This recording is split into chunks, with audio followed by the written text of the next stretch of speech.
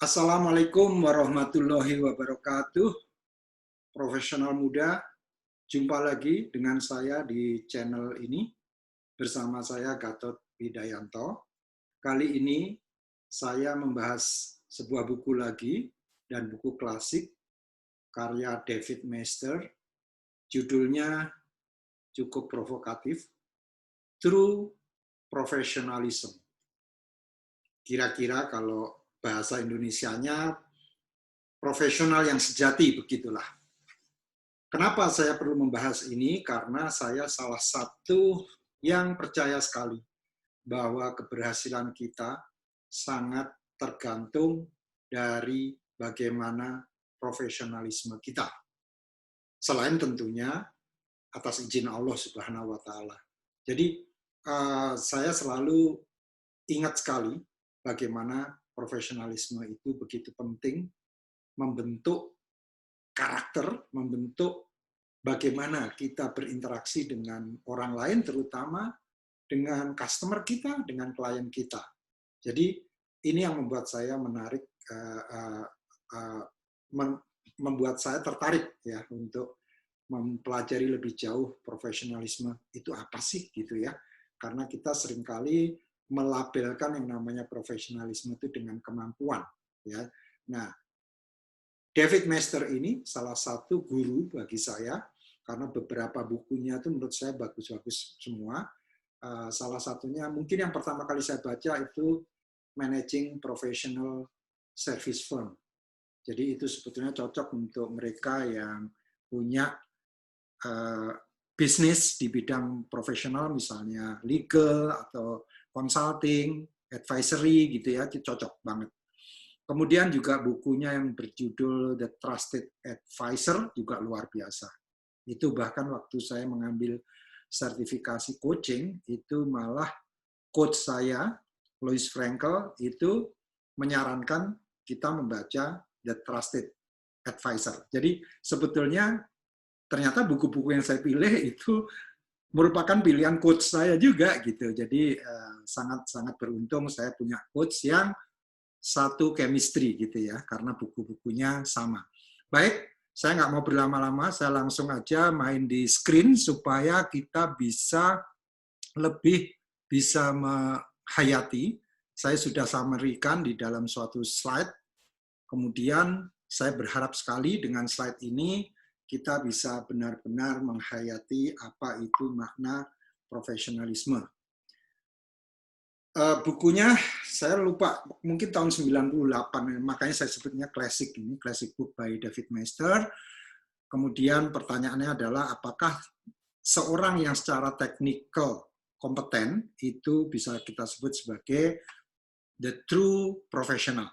Ya, ini suatu pertanyaan yang harus kita semua jawab dan dia juga harus jawab.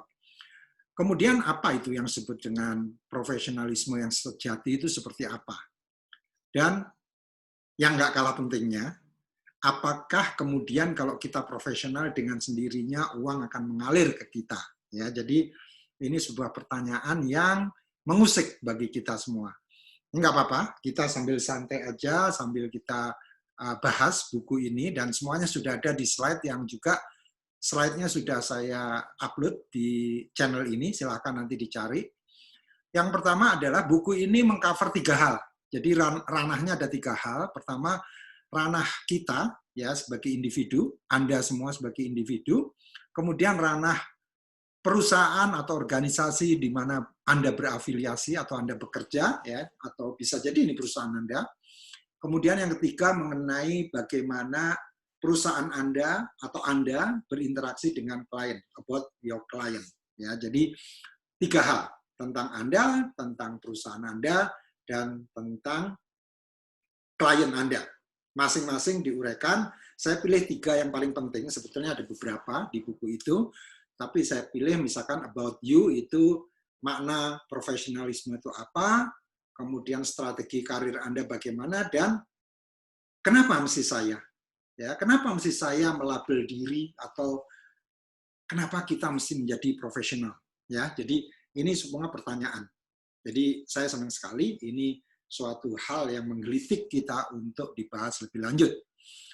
Kemudian tentang perusahaan kita, pertama tentang values yang kita yakini, prinsip-prinsip bisnis atau nilai-nilai, tata nilai yang kita yakinin, dan kemudian bagaimana perusahaan ini membangun kompetensinya, skill building-nya bagaimana. Dan yang tidak kalah pentingnya adalah bagaimana perusahaan ini adaptif terhadap perubahan, adaptif terhadap klien, dan sebagainya.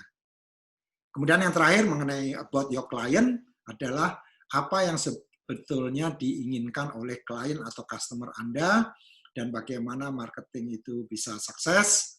Dan terakhir adalah intinya bagaimana memuaskan customer atau klien Anda, sebetulnya tidak sekedar memuaskan, tapi benar-benar membuat bahagia, ya. Istilahnya client delight. Ya, jadi ini 3 hal. Kita mulai yang pertama, about you. Apa itu sebetulnya profesionalisme? Ya. Profesionalisme sebetulnya menurut dia lebih kepada attitude. Jadi bukan kompetensi, tapi attitude. Jadi attitude itu sesuatu yang sifatnya bagaimana Anda berinteraksi dengan orang. Bagaimana Anda bereaksi terhadap permintaan. Misalnya Anda punya klien yang very demanding, ya, selalu minta ini, nggak ada yang benar aja, semuanya Anda diminta untuk itu. Nah, ini yang menarik, yang saya sangat senang, dia mendefinisikan bahwa a real professional is a technician who cares. Ya, jadi kalau Anda hanya sebagai technician, memiliki kompetensi teknis saja, ya, tanpa caring, tanpa kepedulian kepada pekerjaan Anda, terutama kepada klien Anda, maka Anda bukan profesional. Ya, mungkin Anda nggak terima, tapi ini yang disebut profesionalisme itu. Nah, yang kedua yang lebih saya senang lagi, ternyata kita ini nggak berhak mengatakan bahwa saya seorang Gatot, Anda seorang profesional muda, tidak berhak mengatakan bahwa Anda itu profesional. Yang berhak mengatakan adalah siapa yang menerima jasa Anda, ya, klien Anda, customer Anda. Kalau dalam konteks suami istri Anda atau suami Anda, kalau Anda sebagai istri, ya, jadi Anda nggak bisa bilang saya profesional, gitu ya, nggak bisa, karena yang bisa menilai orang lain. Kita berkewajiban untuk membangun profesionalisme itu, tapi yang memberikan penilaian bukan kita, orang lain. Ya, jadi ini menarik. Kemudian ini juga sesuatu yang saya belajar banyak banget waktu saya bekerja di financial institution waktu itu. Kita melakukan semacam benchmarking, salah satunya itu Walt Disney. Walt Disney itu ternyata dia kalau meng-hire orang yang dilihat adalah attitude-nya. Bagi mereka nggak penting orang itu pintar atau bodoh, itu nomor 2. Yang penting adalah attitude. Karena orang yang bodoh, orang yang biasa-biasa aja, itu bisa dilatih. Ya, makanya di sini istilahnya adalah hire for attitude, train for skill. Ya, jadi yang di-hire itu attitude Anda, bukan skill Anda. Skill Anda itu bisa dibangun, bisa di-groom, ya, bisa dibentuk oleh perusahaan Anda.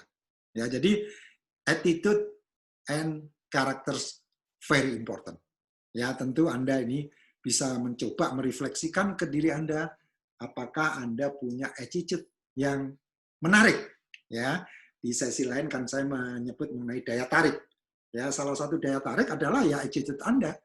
Ya, kemudian menjadi profesional bukan urusannya dengan uang, bukan urusannya dengan Anda bangga menjadi seorang profesional, gitu ya. Namun keduanya itu adalah suatu konsekuensi, ya, yang didedikasikan untuk selalu unggul, selalu berbuat yang terbaik, excellence, ya. Jadi kalau Anda berinteraksi atau bahkan memberikan pelayanan atau memberikan pekerjaan Anda kepada bos Anda atau klien Anda, nggak ada toleransi untuk keunggulan. Harus yang terbaik, robust, excellence. Ya, jadi 4 hal ini yang diperlukan dari kita. Lalu bagaimana dari segi strategi Anda dalam karir.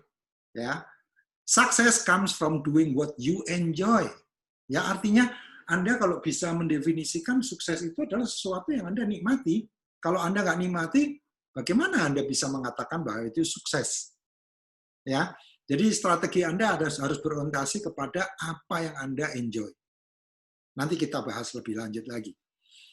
Many professionals are too busy worrying about their firm's performance criteria to figure out what success really means to them. Ya, mereka sibuk dengan bagaimana perusahaan itu ya mendefinisikan sukses dan maknanya bagi Anda. Padahal sebetulnya Anda sendiri yang harus mendefinisikan apa yang membuat Anda enjoy. Karena kalau Anda dari awal sudah nggak enjoy, itu akan sulit untuk mendefinisikan sukses di mana Anda bekerja di situ. Ya. Kemudian yang ketiga adalah it's the people we have to deal with that determine the quality of our work life. Ya, jadi artinya adalah kita ini berhadapan dengan orang. Ya, bukan berhadapan dengan sekedar pekerjaan yang selesai kita kerjakan, mungkin report yang bagus, tapi kita berhadapan dengan manusia. Ya, jadi kita harus mempertimbangkan faktor ini. Bagaimana merencanakan karir Anda? Semuanya tergantung kepada Anda. Jadi Anda jangan sampai terjebak bahwa seolah-olah karir Anda itu ditentukan oleh perusahaan. Tidak. Anda harus bertanggung jawab kepada bagaimana Anda menjadi seorang yang Anda inginkan. Ya, jangan bergantung. Oh, saya masih tetap gini soalnya bos saya sih orangnya sulit, ya. Jadi itu namanya Anda selalu bergantung pada orang. Tentukan Anda sendiri, ya. Anda komunikasikan ke bos Anda, atau kalau ini bisnis Anda, ya Anda mendefinisikan sendiri sukses itu apa dan karir Anda akan seperti apa. Ya. Nah, kemudian yang ketiga adalah ini juga sering kita labelkan kepada kita sebagai bawahan. Ya, kita semua pasti pernah jadi bawahan. Ya, kecuali kalau memang dari lahir Anda selalu sudah menjadi atasan gitu ya. Tapi oke, sebagian besar orang pernah jadi bawahan. Oke, kalau nggak pernah jadi bawahan, pernah jadi murid lah gitu ya. Kita akan menilai orang lain yang kita sebut superior kita, katakanlah bukan atasan lah, superior kita, orang yang lebih senior dari kita, itu bila kita melihat bahwa dia itu bisa saya percaya. Ya, I believe that you and I share similar goals. Maksudnya, saya dan dia memiliki goals yang sama. Kembali kalau kasusnya guru tadi, guru di mana-mana visinya adalah bagaimana supaya muridnya itu berhasil. Ya, kemudian juga seorang atasan, kalau dia tidak memiliki tujuan yang sama dengan Anda, ya, Anda inginnya ke A, tapi atasan Anda maunya ke Z, sampai kapanpun tidak akan nyampe. Tapi kalau Anda sama-sama menuju A, ya menuju perusahaan ini harus sukses, menuju bahwa karir saya dan karir dia juga sukses, maka Anda akan ada kesamaan dalam hal goals, sehingga kepercayaan bisa terjalin dengan baik.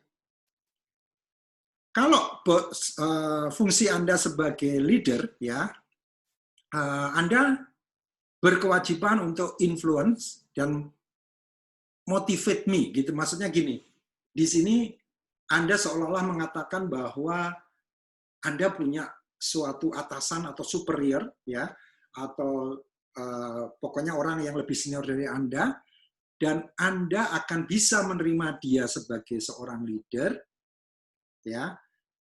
Anda berharap dia bisa mempengaruhi Anda. Dia bisa memberikan inspirasi ke Anda. Dia bisa memberikan motivasi ke Anda.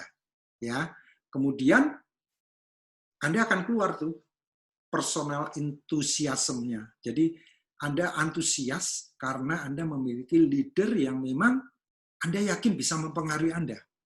Kalau misalkan nggak bisa mempengaruhi, ya lupakan. Ya, dia sebetulnya bukan leader yang menjadi harapan Anda. Ya. Kemudian Anda juga berharap yang ketiga dalam hal kenapa saya harus mengikuti Anda, why should I follow you, ya.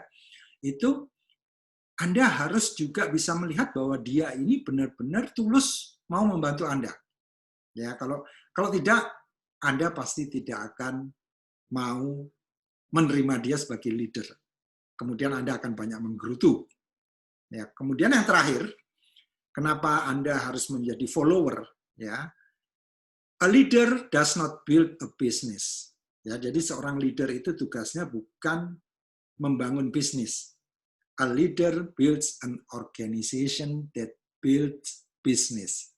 Maksudnya, tugas seorang leader, tugas seorang atasan yang Anda anggap sebagai leader, bahkan tim leader Anda atau sesama ini, tapi Anda melihat bahwa dia punya capability sebagai leader, dia harus bisa memberikan pengertian bahwa dia membangun organisasi, yaitu perusahaan itu, yang membangun bisnis, yang mengembangkan, menumbuh kembangkan bisnis. Oke, itu mengenai yang pertama, yaitu about you. Sekarang about your company, about your perusahaan Anda, ya, perusahaan Anda. Nah, ini yang menarik mengenai values in action. Jadi di sini di dalam perusahaan-perusahaan yang sifatnya service professional service firms, ya, seperti konsultan, advisory, legal gitu, seringkali yang namanya values itu berbenturan antara apa yang dinyatakan oleh para pimpinan dengan kenyataan.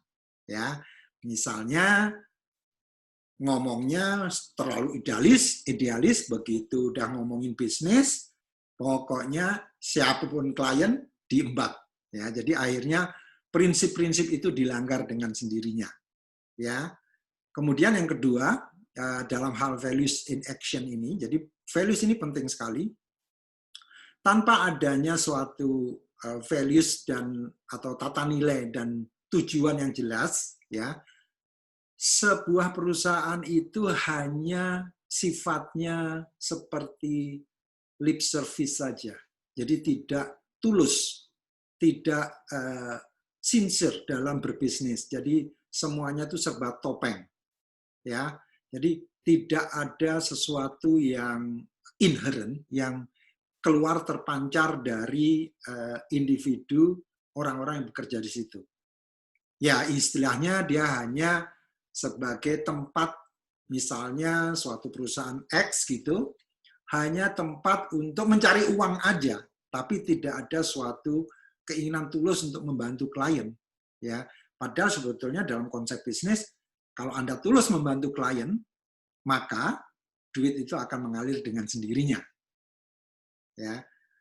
Yang terakhir dalam values ini adalah mengenai profesional yang ingin benar-benar bergabung dalam perusahaan yang membuat values, membuat nilai-nilai itu hidup, tidak sekedar nilai-nilai yang terpampang di tembok. Customer focus, client is number one, ya. Tapi begitu terima telepon, bos Anda bilang, saya lagi pergi ya, gitu. Nah, ini udah jelek sekali, baik dari segi karyawan maupun dari si bos tadi. Kenapa? Si bos ini memberikan arahan, kenyataan yang terjadi bahwa sebetulnya yang di tembok-tembok ditempelkan sebagai client is number one itu omong kosong. Kemudian dari segi karyawan juga mikirnya, ya ternyata bosku katanya client is number one. Tapi baru dapat telepon aja sudah bilang ya, aku lagi rapat. Padahal nggak rapat, lagi ngopi-ngopi. Ya, jadi ini penting. Yang kedua, masih mengenai perusahaan Anda di mana Anda bekerja, bagaimana skill building dilakukan di dalam perusahaan itu. Ya, di sini yang pertama adalah skill building harus ditujukan kepada bagaimana membangun daya saing, competitive advantage. Ya, nomor 2, ini tentang lawyer ya. Seorang lawyer who understand, yang memahami hanya hukum-hukum, tapi tidak memiliki kemampuan untuk memahami apa yang dibutuhkan klien, itu akhirnya akan menjadi sia-sia. Jadi artinya di sini, ini contohnya perusahaan lawyer ya, perusahaan lawyer, dia hanya tahu semua hukum-hukum, wah semua nomor sekian, pasal sekian dia hafal, tapi tidak bisa menghayati nuansa yang dialami atau konteks yang sedang dihadapi kliennya. Atau lebih parah lagi, masalahnya dia juga nggak tahu, ya, sehingga dia hanya memahami secara teknikal tapi tidak care, ya. Padahal definisinya tadi technician who cares. Jadi seorang ahli teknis yang memahami. The same old issues. Jadi yang terakhir, firm value systems reflected in management system that have embedded in their core an unwillingness to invest in the future. Maksudnya nih kalimat ini begitu indahnya, artinya sebetulnya perusahaan ini yang tidak mencoba membangun skills, membangun kompetensi, benar-benar meningkatkan competitive advantage, akhirnya kelihatan bahwa perusahaan ini hanya sifatnya short term, jangka pendek, tidak mau berinvestasi untuk skill building jangka panjang, kasarnya pelit, ya, nggak mau ngasih training, nggak mau ngasih pencerahan, semuanya pokoknya suruh belajar sendiri-sendiri, ya. Ini yang dimaksud dengan values in action tadi. Jadi values-nya nggak cocok. Yang ketiga masih mengenai perusahaan Anda, mengenai adaptive firm, ya. Jadi sebuah perusahaan yang adaptif, jadi dia harus bisa menyesuaikan dengan perubahan, ya. Bahkan kalau perubahan itu bisa dikatakan bahkan berlawanan atau counterproduktif terhadap pelayanannya dia. Ya, maksudnya begini, kalau ternyata nanti ujung-ujungnya perusahaan ini tidak memberikan suatu nilai yang sesuai dengan yang diharapkan customer, atau karena perkembangan teknologi sudah tidak lagi dibutuhkan, ya, ini menjadi suatu yang usang, ya. Jadi sebuah perusahaan harus adaptif terhadap perubahan. Dia harus bisa menilai perubahan di masa mendatang seperti apa. Contoh paling gampang pada saat COVID ini misalnya. Kalau dia hanya harus ngotot, harus tatap muka, ya, harus kemudian bersalaman, ya, padahal bisa dilakukan secara online, ya, itu dia akan terpuruk dengan sendirinya karena kliennya dia takut ketemu, gitu ya. Ini contoh yang paling gampang.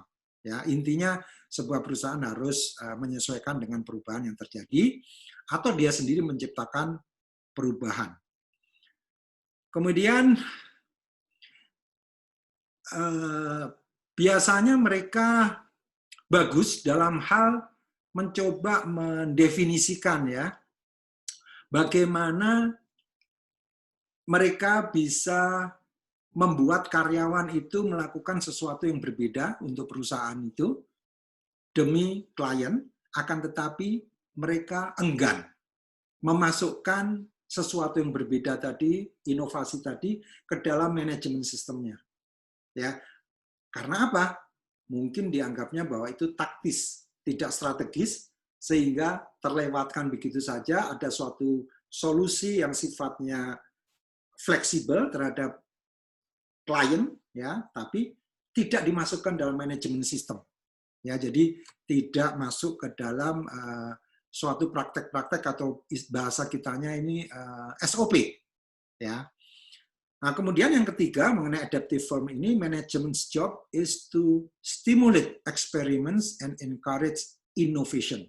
Ya, ini yang berkali-kali saya katakan, sebuah perusahaan, kemarin saya mengatakan bahwa perubahan itu harus pada level perusahaan itu harus pada level menciptakan peluang dan inovasi.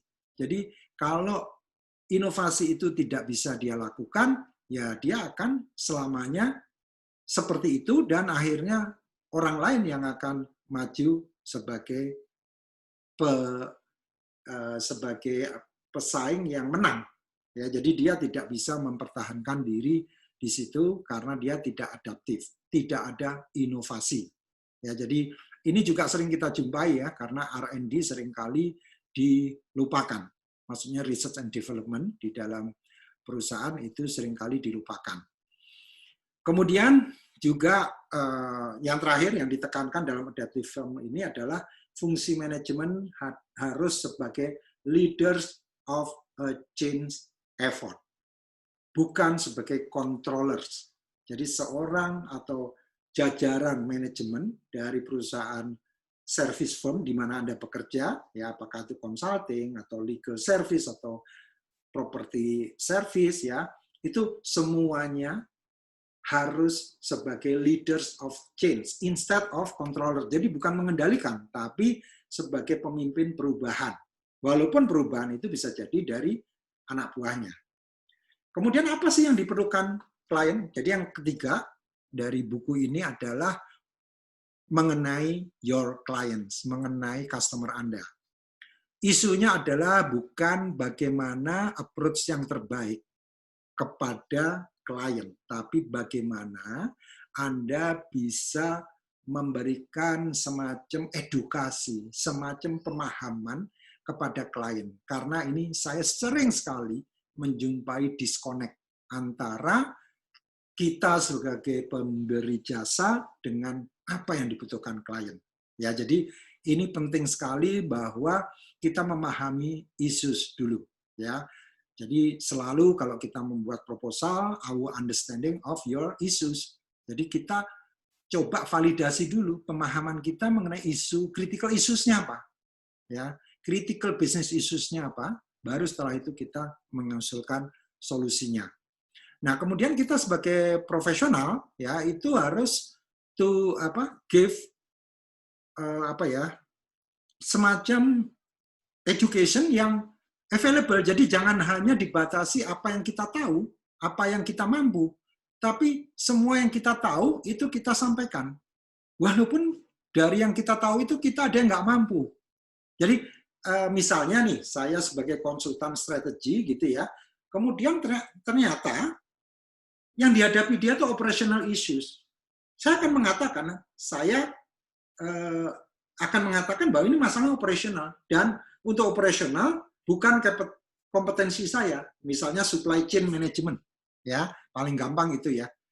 Saya nggak bisa membantu Anda kalau sifatnya menentukan stok terbaik berapa. It's not my competence, ya. Tapi saya bisa mengenalkan Bapak ya atau Ibu kepada perusahaan XYZ yang kompeten dalam bidang operations management. Ya, jadi ini membuat klien langsung jelek gitu ya, dia langsung waduh gila hebat nih konsultan ini, dia memberikan solusi padahal solusi itu tidak menguntungkan dia ya. Jadi nggak usah takut kita menolak suatu pekerjaan kalau memang itu tidak dibutuhkan oleh klien kita.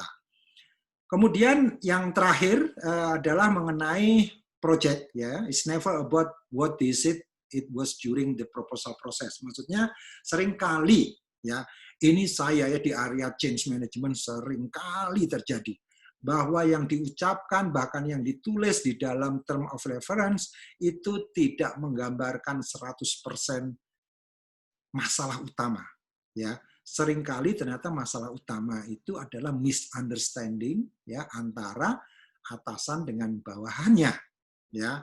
Ini saya jujur aja, hampir bisa dikatakan lebih dari 80% penugasan yang saya terima itu masalahnya itu. Jadi lebih banyak kepada ketidaksinkronan. Bukannya sebetulnya misalnya masalahnya membangun human resource competence itu ternyata bukan di situ masalahnya. Ya, jadi ini maksudnya kita harus bijak untuk menyikapi permasalahan sebenarnya yang dihadapi klien itu. Ya. Kemudian yang kedua tentang your client ini mengenai marketing success. Jadi revenue merupakan salah satu indikator, tapi tidak satu-satunya indikator. Ya, karena marketing ini kita sebagai marketer dari perusahaan kita atau perusahaan yang memberikan jasa ini bukan sekedar mendapatkan banyak bisnis, tapi better business. Maksudnya better business itu dari segi level of understanding, level of engagement-nya, level of project-nya itu semakin strategik. Gitu, yang tadinya operations, ya lama-kelamaan strategik. Ya, misalnya, kenapa saya katakan strategik lebih penting? Karena dengan Anda pada level strategik, itu Anda bisa melihat perusahaan lebih lengkap, semua data diberikan ke Anda bisa melihat helikopter view. Ya, apapun bidangnya, mau legal kayak properti kayak atau apa. Jadi kalau Anda tadinya masuk dari segi operations, kemudian naik sampai ke level strategis, Anda bisa mendapatkan bisnis yang lebih baik, ya, lebih menantang daripada yang awalnya. Walaupun awalnya Anda masuk dari operations. Skills and yang kedua, skills and reputation depreciate over time. Jadi artinya di sini adalah skill sama reputasi kita ini bisa runtuh, bisa turun kalau kita tidak selalu mempertahankannya. Ya, jadi ini juga suatu tantangan bagi kita untuk selalu mempertahankan di mata mereka sebagai klien atau customer kita bahwa kita selalu berupaya untuk memperbaiki diri. Yang ketiga, kalau tim itu dikatakan bahwa suatu rate gitu, rate tentu untuk new business, ya, itu seringkali kita merasionalisasikan, ya, dalam rangka supaya bisa diterima dengan baik. Ya, ini agak teknis, nanti kalau ada waktu lain saya bisa membahas ini, karena bagi Anda yang belum pernah jadi di perusahaan servis mungkin sulit membayangkan. Kemudian kalau sebuah perusahaan tidak membangun skills yang baru, ya, kemudian memperkuat relationship atau hubungannya dengan customer, dengan klien, kemudian risiko akan dihadapi. Ya, jadi dia harus selalu inovatif, tidak hanya dalam hal relationship, tapi juga bagaimana dia mengembangkan jasa-jasa baru. Jadi kalau dulu saya di Pricewaterhouse Consulting itu ada istilah thought leadership. Thought leadership itu semacam breakfast briefing, jadi memperkenalkan produk baru dari kita. Misalkan strategi dulu waktu zaman re-engineering, kita ngadain re-engineering for revenue, misalnya seperti itu, ngundang semua klien. Ya. Nah, yang terakhir, ini mengenai client delight, ya, the professional firm marketplace is cluttered with claims to excellence and assertions of quality. Ini kembali lagi, saya ingin menekankan pada level individu tadi, intinya adalah kalau Anda sudah benar-benar strive for quality, ya, Anda tidak ada masalah dengan client delight. Ya, jadi ini yang terakhir mengenai client delight. Kemudian sebagai suatu garansi atau suatu jaminan, ya, kita harus bisa memberikan klaim yang meyakinkan mengenai kualitas kita, ya, jangan ecek-ecek. Jadi kita harus benar-benar berani untuk ngeklaim bahwa kita berkualitas, delivery kita, strategi kita, laporan kita itu yang benar-benar robust. Kemudian client satisfaction is number one. Ya, yes, I always guarantee unconditionally client satisfaction in my consulting work or in legal work atau property advisory work, ya, apapun yang bisnis Anda sebagai professional service firm. Client delight is the chief aim of a true professional. Otherwise, what? Ya, jadi ini suatu hal yang mewakili bahwa kita sebagai seorang profesional harus melakukan ini. Jadi in summary, ya, mengenai about you, ya, enjoy, build relevant skills and dedicate relentlessly to excellence. Jadi Anda sebagai individu. Dan yang kedua, perusahaan Anda harus benar-benar organisasi yang peduli terhadap values dan pengembangan. Kemudian yang terakhir, klien Anda harus pahami dan Anda harus memberikan klien delight. Jadi tidak sekedar klien yang happy, tapi bahagia. Ya, jadi benar-benar tidak hanya client satisfaction, tapi client delight. Ya, demikian saya akhiri, dan ini sudah saatnya sholat asar. Jadi seperti Anda dengar di background bahwa suara azan sudah terdengar. Artinya saya harus akhiri, dan alhamdulillah memang materinya hanya ini. Artinya yang disebut dengan profesionalisme itu ada 3 hal, dari level Anda sebagai individu, kemudian level organisasi Anda, dan terakhir adalah bagaimana klien Anda memahami Anda. Dan ketiga hal ini merangkum semua yang kita perlukan dalam true professionalism. Demikian, terima kasih. Wassalamualaikum warahmatullahi wabarakatuh.